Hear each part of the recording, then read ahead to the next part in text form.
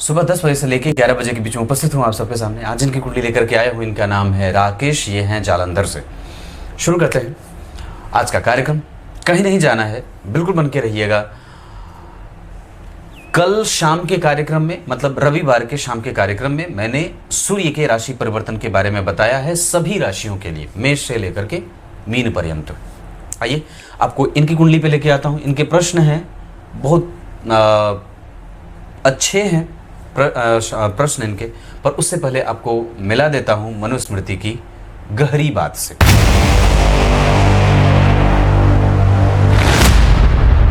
भगवान मनु ने अपने आदि ग्रंथ, अपने प्रणीत ग्रंथ मनुस्मृति में चारों वर्णों के लिए, ध्यान से देखिए, मुझे इधर समझ के, चारों वर्णों के लिए, चाहे वो ब्राह्मण हो, चाहे वो क्षत्रिय हो, चाहे वो वैश्य हो, चाहे वो शूद्र हो, चारों वर्णों के लिए जो विहित कर्म बताए हैं वो सब के सब शास्त्रोक्त हैं। और उसमें से आप उसके कोई भी कृत्य आप आगे चल करके, जब इसमें मनुस्मृति में दूसरे तीसरे इसके तीन हिस्से हैं, आपको बहुत सारी चीज़ें ऐसे मिल जाएंगी कि जीवन को जो आप नहीं जानते, मैं भी नहीं जानता, बहुत सारी चीज़ें। जैसे उसमें एक जगह लिखा है कि पेट के रोगी, बहुत सारी चीज़ें हैं, मैं आगे बताऊंगा उसमें कि किसके यहाँ विवाह करना चाहिए, किसके यहाँ विवाह नहीं करना चाहिए, किसका विवाह किस उम्र में होना चाहिए, किसको किसके साथ बैठना चाहिए, किसको किसके साथ नहीं बैठना चाहिए, धर्माचरण करने वालों का सिद्धांत क्या होना चाहिए, ये सारी चीज़ें, शीलवान क्या है, गुणवान क्या है, धर्मपरायण क्या है, धर्म के लक्षण क्या हैं, धर्म के 10 लक्षण में क्या कौन कौन से गुण आते हैं, अपराध कौन कौन से हैं, अपराध का बोध हो तो उसका कैसे प्रायश्चित कैसे हो जाए, ये सारी चीज़ें, जीवन को जीने की सारी समस्त हमारे वैदिक वांग्मय के अंतर्गत जो समस्त क्रियाकलाप है वो सब हमें हमारे ईश्वर तक ले जाने के मार्ग को परिपुष्टित करते हैं। और जो वेद मार्गी हैं, जो सनातनी है, जो वैदिक आर्य सनातन धर्म, हिंदू धर्म जो है, वो कभी भी पद्धति नहीं है, वो साक्षात अपने आप में बहुत सारी सीमाओं का समेटा हुआ है उसने। ऐसी चीज़ें जहाँ पे आपको एक एक चीज़ मिला हुआ है। आइए अब आपको मैं इनकी कुंडली पे लेके आता हूँ। तो मैंने क्या बात कही कि भगवान मनु ने चारों वर्णों के लिए जो विहित कर्म बताए हैं, शास्त्र विहित कर्म बताए हैं, वो सब वेदोक्त हैं और उसमें कहीं पे कोई भी लांछन नहीं लगा सकता। आरंभ से लेकर के अंत तक सब के सब शास्त्रोक्त ही हैं। आप उस पर ये नहीं कह सकते कि ऐसा क्यों है, ऐसा क्यों है, ऐसा क्यों है, ऐसा क्यों। अगर नहीं जानते तो नहीं जानते, इस वजह से आप ऐसे प्रश्न भले खड़े कर सकते हैं, पर वो वस्तुतः शास्त्रोक्त हैं। शास्त्र उन्हें कहता है कि ऐसा ही करना चाहिए। आगे भी और भी चीज़ें बढ़ती रहेंगी, बताऊंगा। इनकी कुंडली पे आने से पहले मैं आपको बताऊं अब इनकी कुंडली का पंचांग। इनका जन्म मार्गशीर्ष माह में हुआ है, इस वजह से व्यक्ति बड़ा ही सुंदर होता है, बुद्धिमान होता है और यशस्वी भी होता है। दक्षिणायन हेमंत ऋतु में जन्मे होने से शुक्ल पक्ष के त्रयोदशी तिथि के व्यक्ति प्रेमी है। ये इसको प्रेम मिलता रहेगा तो ये सबके पास बैठता रहेगा और इसका बचपना कभी भी खत्म नहीं होता, ऐसा। और शुक्ल पक्ष के त्रयोदशी तिथि के जन्मे होने से व्यक्ति के पास धन की समस्या कभी भी नहीं होती है। आप जब देखेंगे तो धन भाव के अधिपति इनकी कुंडली में जा करके राहु के साथ बैठे हैं तो वस्तुतः सिंह राशि के शत्रु के घर में, और लाभ भाव के अधिपति विदेश भाव में, पंचम भाव के अधिपति शुक्र जन्म कुंडली में स्वग्रही। इसका अर्थ है कि द्वितीय भाव के अधिपति से देखा गया और वो राहु केतु के संपर्क में है, और धन के कारक गुरु उच्च के हैं और धनेश धन को देख रहे हैं। उसके बाद पंचम भाव के अधिपति स्वग्रही हैं, नवम भाव का अधिपति लाभ में ये महाधनी योग स्वयं बन गया। सूर्य और बुध एकादशवें भाव को बलवान कर रहे हैं। कभी कभी सूर्य की दशा में और मंगल की दशा में कष्ट भोगने को मिल सकता है। गुरु इस कुंडली के लिए 12वें और तीसरे भाव के अधिपति होते हैं। अच्छे भाव के अधिपति नहीं होने के बाद भी थोड़े बहुत व्यय के साथ, आर्थिक चिंता देने के साथ आपके जीवन में जो लोग होंगे वो थोड़े दुश्मन बन जाएंगे। ऐसे ससुराल पक्ष दुश्मन बन सकता है, मित्रता शत्रुता में बदल सकती है, सास ससुर आपकी बात मान नहीं सकते, साले साहब से गड़बड़ी हो जाती है। यहाँ पे शनि राहु बैठे हैं यहाँ अगर नवमांश में देखेंगे तो चंद्रमा के साथ राहु बैठे हैं, ये ठीक नहीं है। यहाँ मंगल वृषभ राशि के बैठे हैं। ये जो स्थितियाँ बनती हैं वो जब कभी भी मतलब इस कुंडली के लिए गुरु की दशा चलेगी, सूर्य के बाद बुध की दशा चलेगी या चंद्रमा की दशा चलेगी तो थोड़ी बहुत कष्ट की स्थितियों में व्यक्ति को लेके जाते हैं, मतभेद बनता है। पर ये एक सामान्य बात है, इसको आपस में बैठ करके भी सुलझाया जा सकता है। पर आपके साले साहब को कहिएगा कि वो बहुत ज़्यादा दिमाग ना लगाएं और पॉलिटिक्स ना चलें। सास ससुर के साथ में से ससुर को कहिए कि वो थोड़े से शांत हो जाएं और अपनी जो है वो उत्तेजना को कम करें। कृतिका नक्षत्र ये सूर्य का नक्षत्र होता है और इस कुंडली के सूर्य महत्वपूर्ण भाव के अधिपति होते हैं। और जरा विचार करके देखिए तो चंद्रमा जिस राशि में, मकर लग्न की कुंडली बनी है, धन भाव में केतु बैठे हैं। केतु बैठे हैं 20 डिग्री के, 20 डिग्री ही है ना, 29 डिग्री है। और चंद्रमा बैठे हैं आपकी कुंडली में 29 डिग्री 24 कला के। गुरु बैठे हैं कर्क राशि में 15 डिग्री के, वक्री हैं। शनि बैठे हैं 20 डिग्री के और राहु बैठे हैं 29 डिग्री के, 29 डिग्री 6 कला। शुक्र बैठे हैं 17 डिग्री के युवावस्था के। सूर्य और बुध में से बुध 12 डिग्री के और सूर्य 26 डिग्री के होंगे। मंगल बैठे हैं जन्म कुंडली में 6 डिग्री के, अवस्थागत थोड़े कमजोर। इसका अर्थ है कि इस कुंडली में बुध बहुत बढ़िया, गुरु बहुत अच्छे, बुध के बाद शुक्र भी बहुत अच्छे बैठे हैं, शनि भी ठीक बैठे हैं। मतलब इस कुंडली के जो लग्नेश हैं वो अष्टम में बैठे हैं। इस वजह से व्यक्ति के जीवन में अप्रत्याशित घटनाएं घटित होती रहेंगी। थोड़ी बहुत परिचर्चा आपके बारे में उल्टा पुल्टा चलेगा। आपकी कुंडली के गुरु के ऊपर किसी भी शुभ ग्रह का कोई प्रभाव नहीं है, उल्टे मंगल की नीच दृष्टि प्राप्त कर रहे हैं। मंगल की नीच दृष्टि मतलब जब कभी गुरु की दशा चलेगी तो ऐसे कमजोरीपन से व्यक्ति को गुजरते हुए देखा जाता है। पर मैं आपको एक बात बताता हूँ, वस्तुतः इस कुंडली में जो दशमांश बना है वहाँ शनि और मंगल के कारण और यहाँ पे मंगल जैसे ग्रह के बैठने के कारण जो रोग भाव का अधिपति है, ऋण भाव का अधिपति है, शत्रु भाव का अधिपति है, ऑब्स्टेकल है वो, और वही जन्म कुंडली के चतुर्थ भाव में शनि के साथ बैठा है जिसपे गुरु की दृष्टि है और धन भाव के अधिपति भी धन भाव को देख रहे हैं। ये बहुत आप लोग गंभीर पचड़े में नहीं फंसे, ये बहुत आसान बात है जिसे आसानी से सुलझाया जा सकता है एक बेंच पे बैठ करके। और मैं समझता हूं कि व्यापार में जब तक लोग जुड़ेंगे नहीं और जब तक उसमें व्यापारिक सोच डाल करके उसमें किसी भी तरीके से राजनीति अगर करेंगे तो वो व्यापार नहीं बढ़ेगा। उसके साथ आत्मीयता का भाव रखिए, उसे बेहतर बनाने की कोशिश करिए, उसे सोचिए कि आप न तो उसे लेके जाने वाले हैं न तो आपका पार्टनर लेके जाने वाला है। रिश्तेदारी आपकी कुंडली में कुटुंब भाव में राहु केतु बैठे हैं, चतुर्थ भाव में अकेले चंद्रमा। शुक्र की दृष्टि इस कुंडली में दाम्पत्य बहुत अच्छा है, पंचम भाव भी बहुत अच्छा है। संतान को लेकर के और उनकी बुद्धिमत्ता को लेकर के कभी भी कोई प्रश्न खड़ा मत करिएगा, वो बिल्कुल ठीक है और मैं समझता हूं कि वो बिल्कुल ही अच्छा है। शुक्र बहुत बढ़िया, गुरु बहुत बढ़िया, चंद्रमा बहुत अच्छे। मतलब आप जब विचार करें तो आप जरा सोच के देखिए कि आपकी कुंडली के केंद्र में 3 ग्रह सर्वाधिक शुभ ग्रह बहुत अच्छी स्थिति में बैठे हैं, जहां स्वग्रही शुक्र, मालव्य योग, उच्च के गुरु, हंस योग और चंद्रमा चतुर्थ स्थान में थोड़े कमजोरीपन के साथ, पर निसंदेह वो आपके साथ खड़े हैं। भगवान आपकी कुंडली में गुरु, सूर्य, चंद्रमा, बुध और शनि राहु कमजोर नहीं बैठे हैं। आपकी कुंडली के नवांश कुंडली में उच्च का शुक्र बैठा है, राहु के साथ चंद्रमा यहाँ ग्रहण दोष में है, इस वजह से कभी कभी कारोबार में मतभेद बन सकते हैं।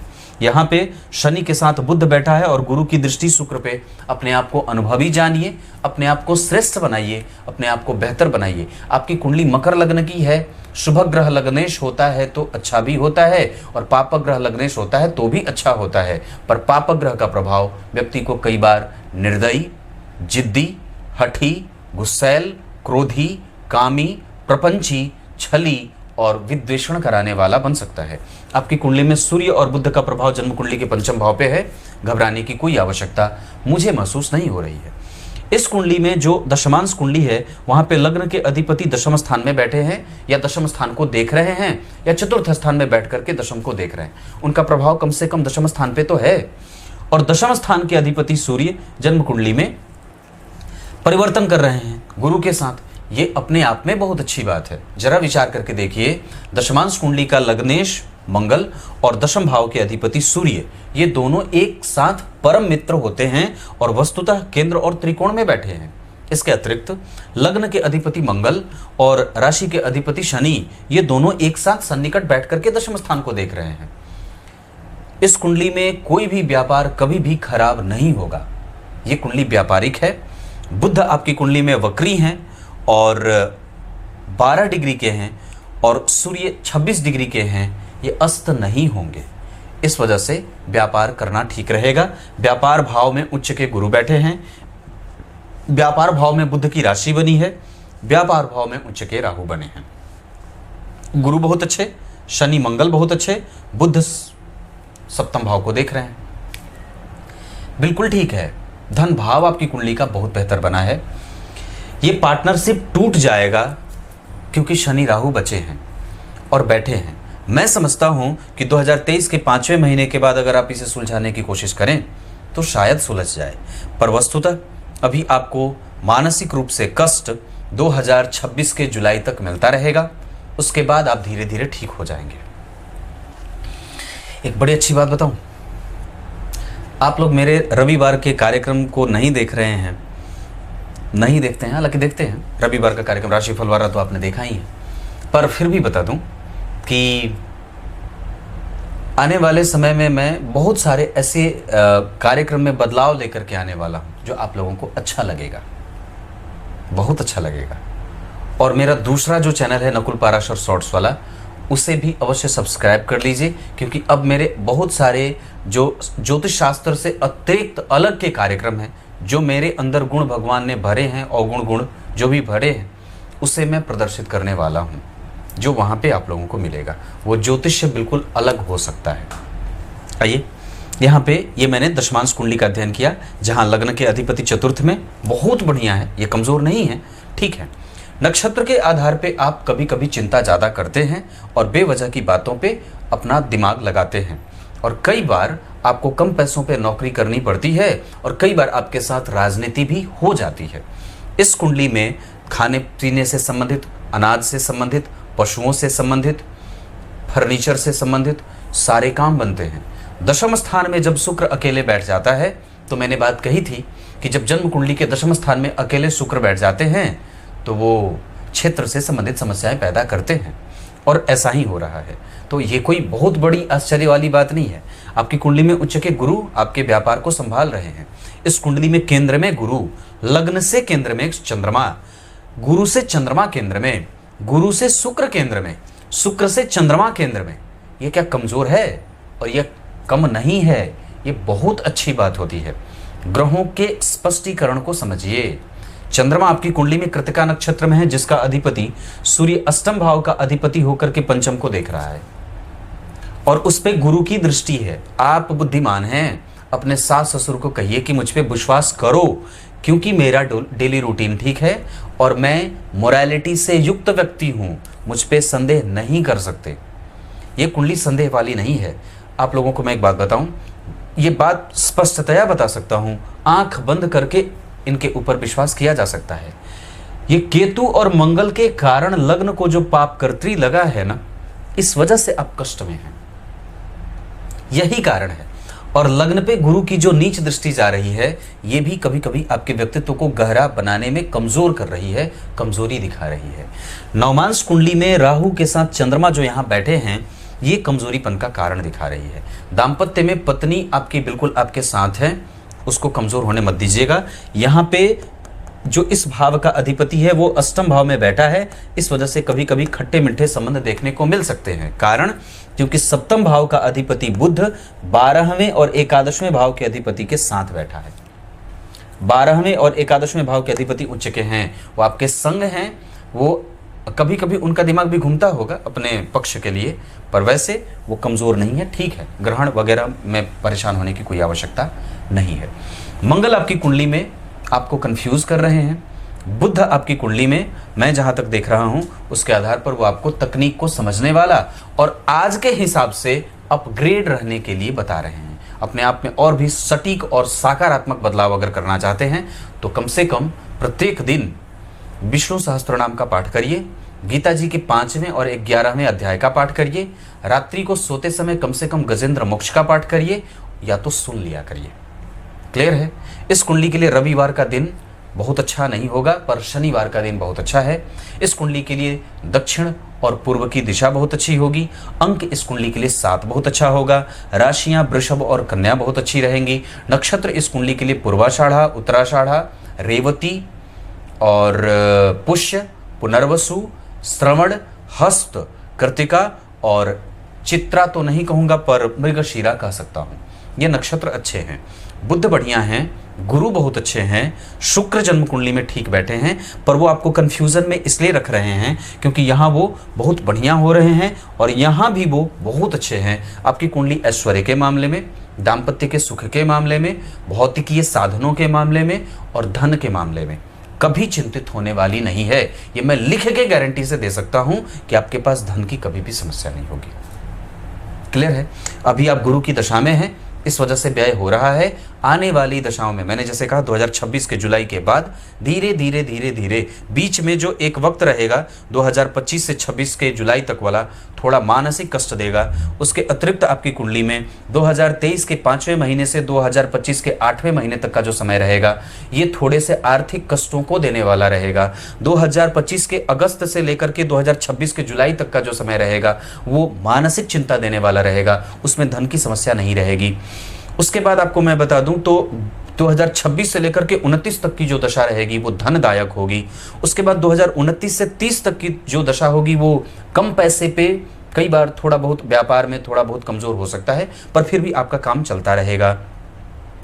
इस कुंडली में कष्ट और भयंकर जो कष्ट होगा, जो आर्थिक, राजनीतिक, सामाजिक, मानसिक और दाम्पत्य में हर तरीके से, जो भगवान न करे मेरा ये फलादेश सही हो, पर मुझे जो बात लग रही है 2032 के अप्रैल से लेकर के 2034 के सितंबर तक में, और उसी चीज को टारगेट करके आपको अपना बजट अभी से बनाना शुरू करना है।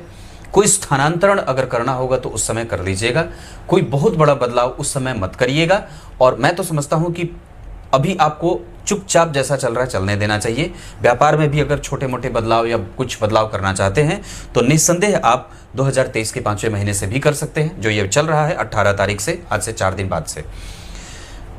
दशाओं के क्रम में भी अगर बात करता हूं या गोचर के क्रम में भी, तो गुरु का गोचर आपकी राशि से गुजर रहा है जो बहुत अच्छा है और उसकी दृष्टि हर जगह बहुत अच्छी जा रही है।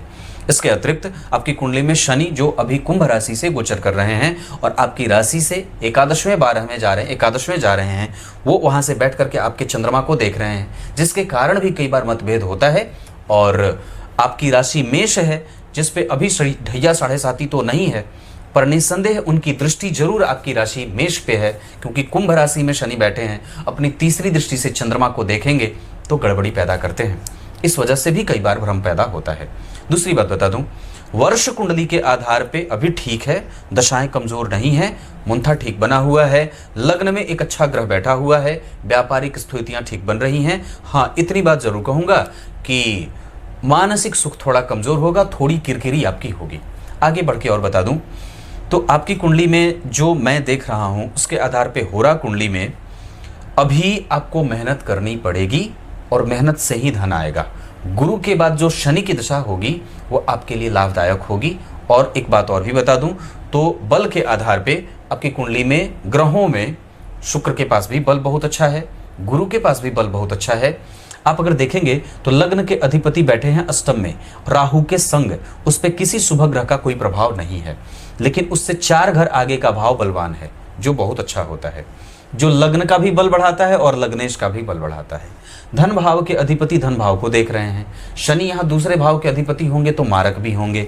गुरु चंद्रमा यहाँ मारक नहीं होंगे, पर इस कुंडली के लिए सहायक मारक के रूप में जन्म कुंडली में बन जाते हैं गुरु यहाँ पे सहायक मारक के रूप में बन जाते हैं। शनि और गुरु इस कुंडली के लिए कभी कभी कमजोर परिणाम या कमजोर या आर्थिक चिंता देने वाले और व्ययाधिक्य की चिंता देने वाले होते हैं। तृतीय भाव के अधिपति होकर के गुरु बढ़िया बैठे हैं अपने भाव से 5 घर आगे। यहाँ पे वही गुरु जन्म कुंडली में मित्र की राशि में और यहाँ भी मित्र की राशि में, मतलब गुरु कमजोर नहीं हो रहे हैं।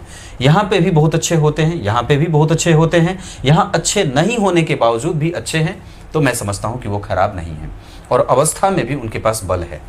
वो 2 शुभ ग्रहों के केंद्र में है, ये बहुत अच्छी बात है। उनके ऊपर किसी पाप ग्रह का कोई प्रभाव नहीं है, पर गुरु को जितना देना चाहिए वो उतना नहीं दे रहे हैं।